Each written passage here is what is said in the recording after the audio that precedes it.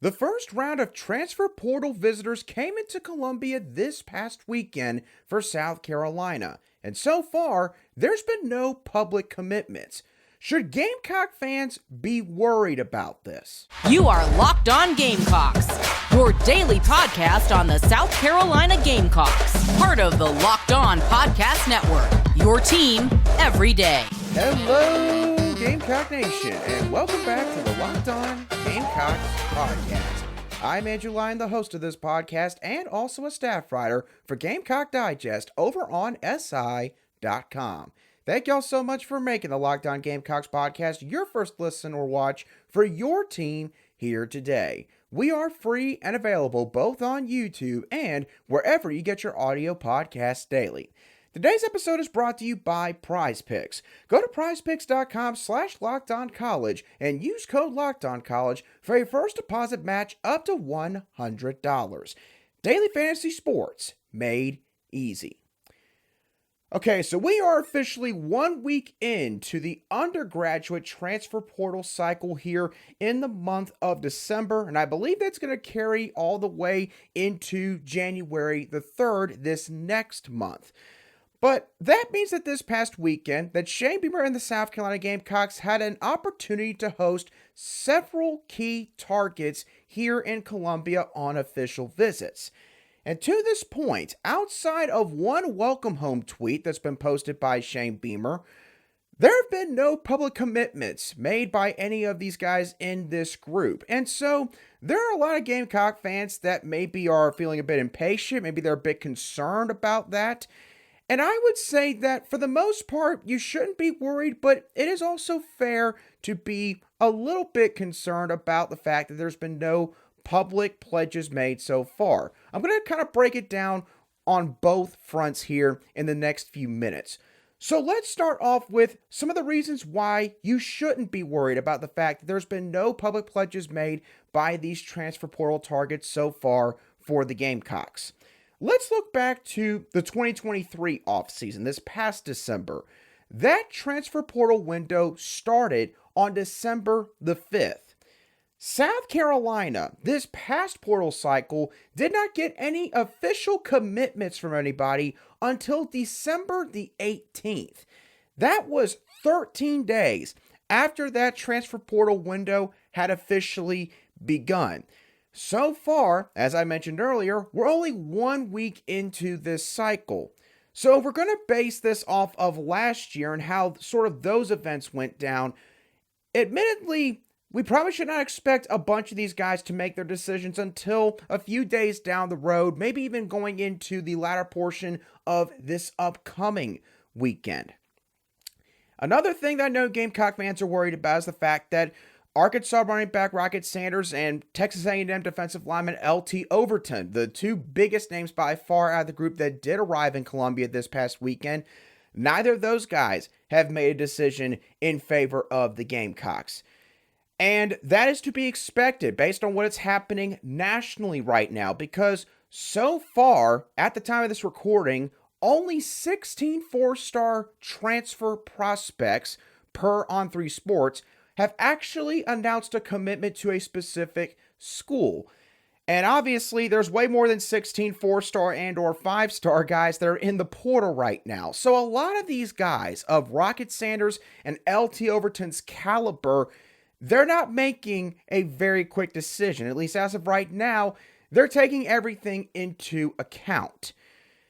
And the other thing that I want to bring up here as a reason for why you should not be concerned is what Shane Beamer said in his welcome home post on X on Sunday afternoon. Because the thing is, Shane Beamer did not use his typical rhetoric that he sort of puts in there when he posts one of these welcome home tweets, or at least it used to be known as a tweet. At the end of that post, Shane Beamer said the following, quote, "Got a good feeling we've got more coming from the guys here the last 2 days." The reason why I bring that up specifically is because Shane Beamer does not usually do this. As a matter of fact, I can't recall a single time where he's ever done something like this since he's been the head coach at South Carolina. Shane Beamer rarely ever foreshadows when he talks about recruits, when he talks about guys that could potentially come here, guys that are targets of his and his programs.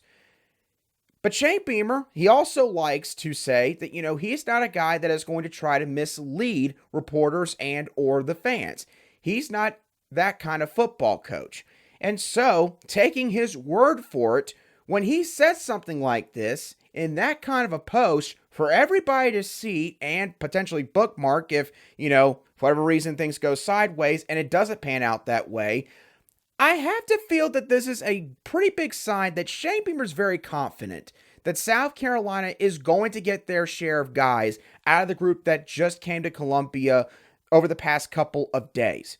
So, if the head coach is optimistic, I would say that fans, for the most part, should be optimistic. Now, I also understand and acknowledge that there's also a couple of reasons for why maybe you should be concerned. And some people this past week, as a matter of fact, tried to accuse me of being a sunshine pumper on here, even though if you have listened or watched this show for long enough, you would know good and well that is not the case. So, here are a couple of reasons to potentially be concerned.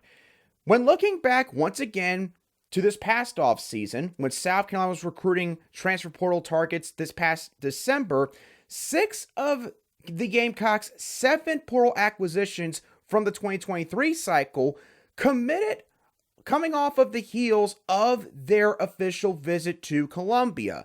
And all of them were taking their first official visit as a transfer to South Carolina.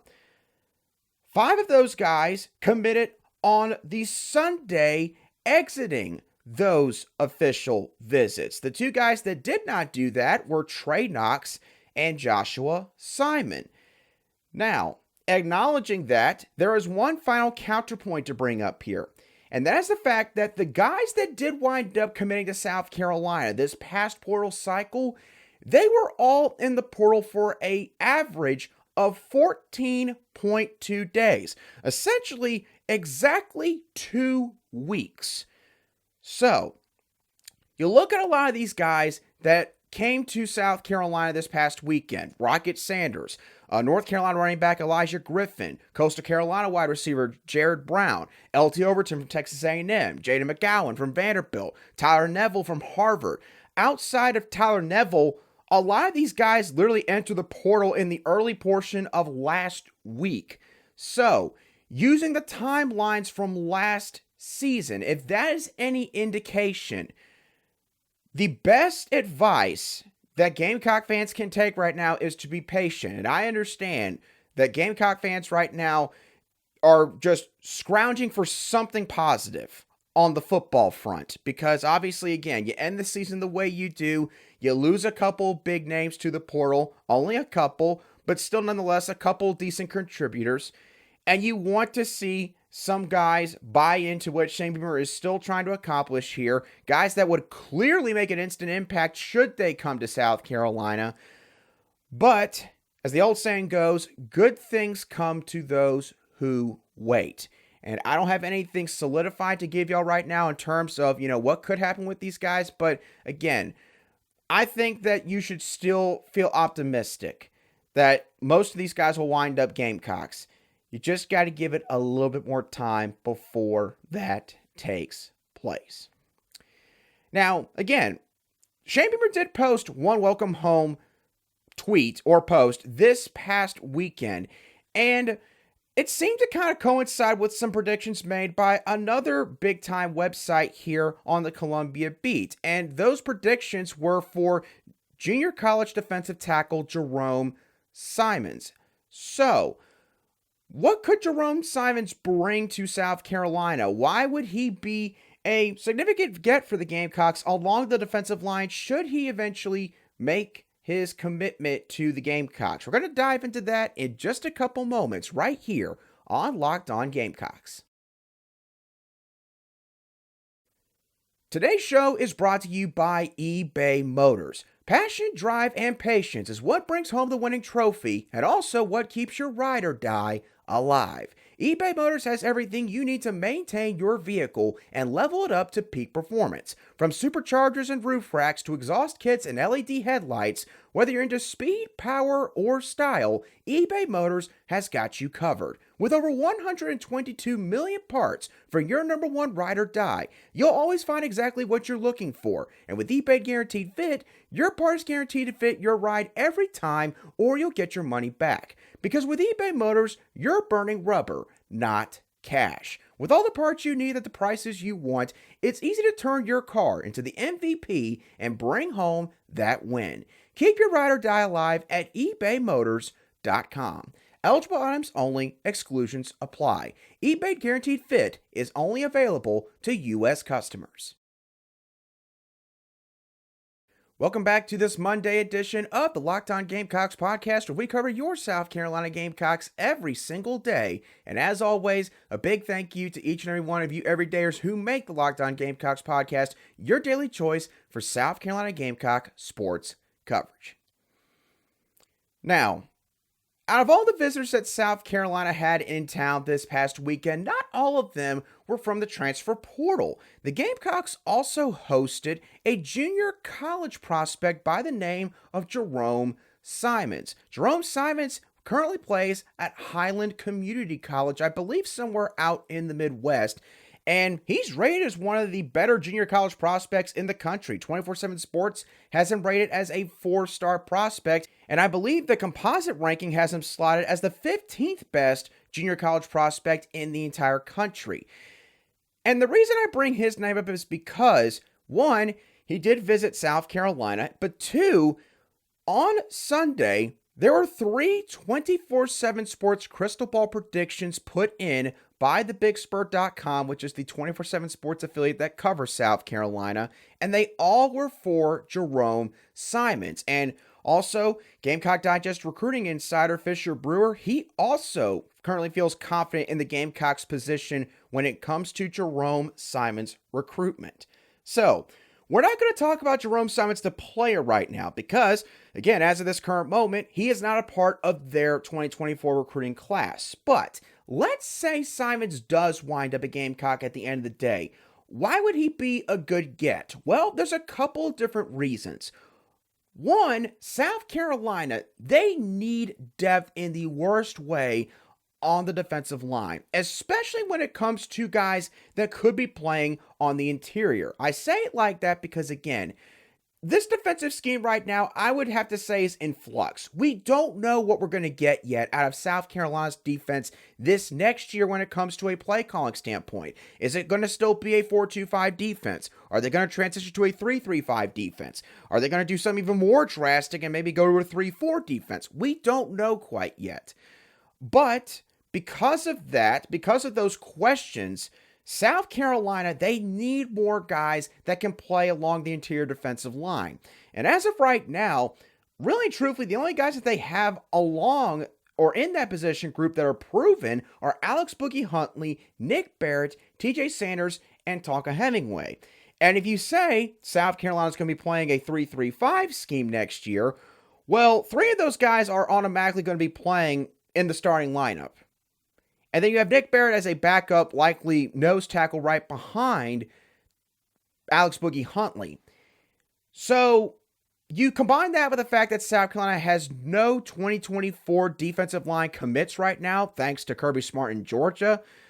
You've got to get Jerome Simmons purely because of your depth situation along that position group. The second reason why he would be a good get, and I kind of already referenced it in my last point, but Simmons is a nose tackle in terms of his size. According to 24/7 Sports, Simmons is listed at 6'4" and 333 pounds.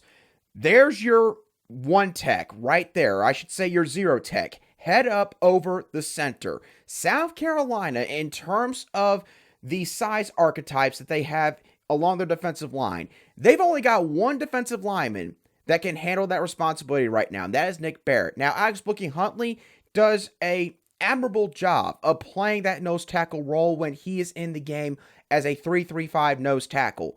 But if we're being honest, Boogie Huntley he does not have the prerequisite size that you would usually like at that spot. And obviously, again, injuries can happen. Unfortunately, they do happen. In South Carolina, Gamecock fans would know from the last 4, 5, 6 years, there's always seemingly one position group that gets absolutely hammered with injuries throughout the entire season.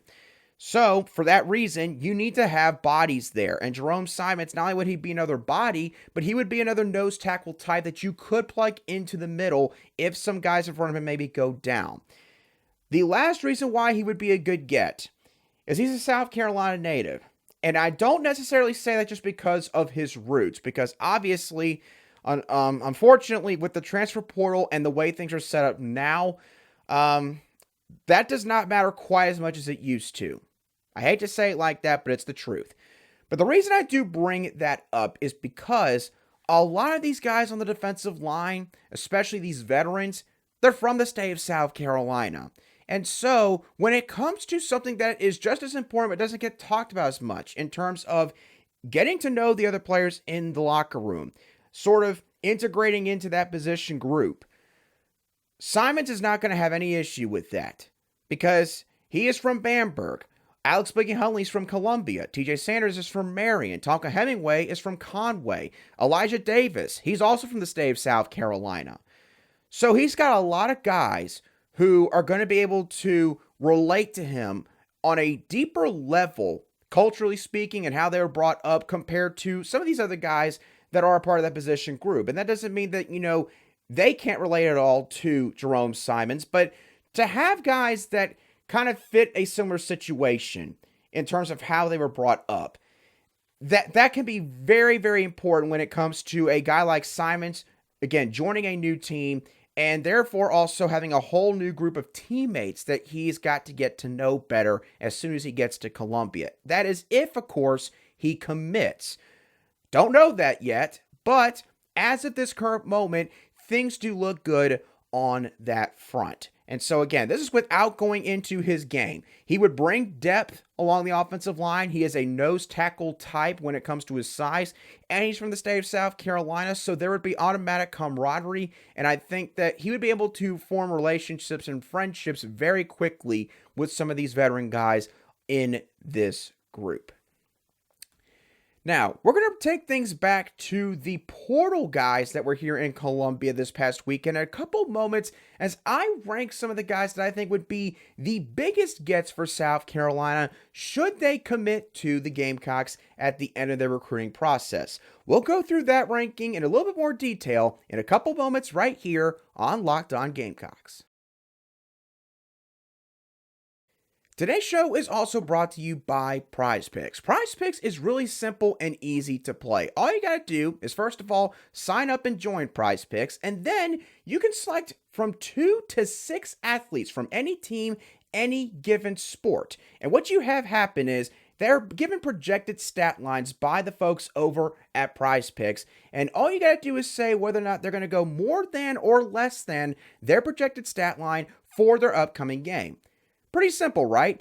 I'll give you an example. Monday Night Football is taking place later this evening between the Tennessee Titans and the Miami Dolphins. And I've got 2 picks for y'all for this game. I think that Titans quarterback Will Levis will throw for less than 210.5 passing yards, and Dolphins quarterback Tua Tagovailoa will throw for more than 286.5 passing yards for Miami. In other words, I think it's going to be a dominating win for the Miami Dolphins. If you agree with my picks, or maybe want to check out all the other athletes that you can pick, go to prizepicks.com/LockedOnCollege and use code LockedOnCollege for a first deposit match up to $100. Again, that's prizepicks.com/LockedOnCollege and promo code LockedOnCollege for a first deposit match up to $100. Prize Picks, daily fantasy sports made easy. Welcome back to today's edition of the Locked On Gamecocks podcast, where we cover your team every single day in just 30 minutes. All right, let's go through a ranking of who would be the best gets for South Carolina from this past weekend's group of transfer portal visitors. And to refresh y'all's memory real quick, here are the guys that were in town this past weekend. Arkansas running back Rocket Sanders, North Carolina running back Elijah Griffin, Coastal Carolina wide receiver Jared Brown, Texas A&M defensive lineman LT Overton, Vanderbilt wide receiver Jaden McGowan, Harvard tight end Tyler Neville, and Tennessee Tech defensive back Gerald Kilgore, the older brother of Jalon Kilgore. I'm going to go through these. I'm actually going to go over sort of a top 4. I'm not going to rank all these guys, but I'm going to give you my 4 biggest gets, who I think would be the biggest gets for South Carolina should they wind up a Gamecock at the end of the day. Number 1, and this one's probably an obvious one for the majority of you, I'm going to go with Rocket Sanders. A couple different reasons here. One, running back right now is a position where obviously you've got to get somebody, and you don't need to just get somebody. You've got to get someone that is a proven commodity. You've got to get someone that is experienced. You got to get someone that has started at the Power 5 or Group of 5 level and also played at a high level. And literally, Rocket Sanders, he checks off each and every one of these boxes and more. Rocket Sanders, look, I know he's not rated the best running back in the portal. I believe by either On3 Sports or 24/7 Sports. I do believe that there's someone that's actually listed ahead of him. I'm not buying that. Rocket Sanders, in my opinion, he is the best running back in the portal right now. If you got Rocket Sanders, I'm not going to say it makes you forget about Mario Anderson Jr. completely from last year, because again, I still think that he should be appreciated for what he did while he was here, Mario Anderson, that is, but it certainly lessens the hurt of that loss, without a question. So Rocket Sanders would be number 1 in this ranking for me. Number 2 is LT Overton. Now, this one is not necessarily as much due to the need at the position. Now, obviously, again, defensive line, look, you can never have too much talent on the defensive line. Defensive line, it is one of the most important positions on a football team, being in the trenches. You got to have depth there, especially in the SEC. But the main reason I put LT Overton number 2 is the name cachet and the attention that would bring to South Carolina's football program if you land a guy like him. LT Overton, at one point, was ranked the number 1 prospect in the 2023 recruiting cycle. He then reclassified to the 2022 class to be a part of Texas A&M's, at the time, historic recruiting class that finished number 1, and I believe was the highest rated class essentially in the modern recruiting era for college football. So it was a pretty big deal for the Aggies at the time when they got LT Overton. And because of that, he's actually, I believe, a year younger than most rising juniors are at this point in time in their college career. But again, you get a guy like LT Overton, and you get a guy like him over a team like Alabama, who did, I believe, get to see him for a little bit before he came to Columbia for a full-blown visit. That would catch a lot of people's attention. That would get a lot of eyeballs looking your way, and that would, in my opinion, get some other prospects who maybe have entered the portal or guys that are maybe thinking about entering the transfer portal to look at South Carolina and go, if LT Overton is willing to go there, maybe I should give them a look. Sometimes that's how these things start. You literally get your foot in the door, they give you a chance to make your best pitch, and before you know it, you're right in the thick of things for them. That's how these things go sometimes. So getting someone like LT Overton, it could have that kind of impact should he be a Gamecock at the end of his recruitment. Now, this is where things get a little bit more tricky. You could go a couple different routes here, but for number 3, I picked Coastal Carolina wide receiver Jared Brown. Jared Brown, if it weren't for Rocket Sanders and LT Overton, he would probably be getting a lot more talk, along with the fact that Vanderbilt wide receiver Jaden McGowan is a target for South Carolina, because McGowan, he's a South Carolina native. So Brown has kind of flown under the radar in terms of this group of targets that South Carolina currently has on their board out of the transfer portal. But the thing is, Brown is by far the most accomplished wide receiver that is on their board right now, because for his career at Coastal Carolina, Jared Brown caught 108 passes for 1,534 receiving yards and 11 touchdowns. And here's the other thing. He's not just a threat when it comes to the passing game. He also is pretty viable in the run game as well. For his career, he has 35 carries for 439 rushing yards, which is 12.5 yards per carry, and 2 rushing touchdowns to boot. So Jared Brown is a dual threat receiver. He can literally help you out in the passing game, but you can also utilize him in a couple unique ways in the run game. He's familiar with the state. He started at the group of 5 level, is a proven number 1 caliber guy. Now, is he going to be a number 1 caliber guy in the SEC? I'm not going to go that far just yet. I haven't even watched any of his game footage. But the numbers tell us that Jared Brown could come to South Carolina and he could at least hold his own. I would definitely be willing to say that he could probably be a wide receiver number 2 caliber guy in Columbia this upcoming season should they get him. So for that reason, I put him in number 3 because there's not many other wide receivers that are, in my opinion, better than Jared Brown that South Carolina's going after at this current moment in time. And then number 4, the last guy I'll talk about real quick, and I already actually mentioned his name, is Vanderbilt wide receiver Jaden McGowan. The reason I put McGowan here at number 4 is because McGowan, again, 1 wide receiver, in terms of just sheer numbers, the biggest need that you have currently on your roster. Secondly, McGowan, we've talked about this before already, but he is a versatile Swiss Army knife. You can literally use him in a variety of different roles. He can be your prototypical slot receiver, your burner. Basically kind of be like an Amari Brown. You can put him on a streak route. You can put him on a post. He can take the top off of a secondary. But you can also utilize him maybe on some jet sweeps. You could just use him purely as a motion guy to try to help gauge sort of what the opposing team's coverages are defensively speaking. He also is somebody that can be quite potent in terms of the return game, especially on kickoff returns. So you get a guy like Jaden McGowan. The thing is, again, he might not quite have the numbers of maybe a Jared Brown, but he can still fulfill a variety of roles and basically kind of be like an Amari Brown once again. It's almost like Amari Brown did not even leave in terms of the skill set that he would offer should he come to Columbia. And again, unless something crazy happens, I would expect Jay McGowan to be in Columbia because he's a South Carolina guy, and the Gamecocks offered him very quickly once he entered the portal. So it's very clear that there's very heavy mutual interest here. So for those reasons, in terms of his skill set, I would put him at number 4 on my list. But he's the last guy I'm going to go over for this ranking. So number 1, I got Rocket Sanders. Number 2 is LT Overton. Number 3 is Jared Brown from Coastal Carolina. And number 4 is Jaden McGowan. So what would your ranking be? Are you worried about the lack of public commitments that have been made so far from this group? And what are your thoughts on junior college defensive tackle Jerome Simmons and what he could bring to South Carolina's defensive line room? Let me know your thoughts on all those topics down below in the comments section if you watch today's show on YouTube, or you can shoot me a direct message on X at @aline_SC if you listen to today's show on an audio podcast app. But as always, thank you all so much for tuning in. Have a great rest of your Monday and a fantastic start to the work week. I'll be sure to catch y'all on the next show of the Locked On Gamecocks podcast.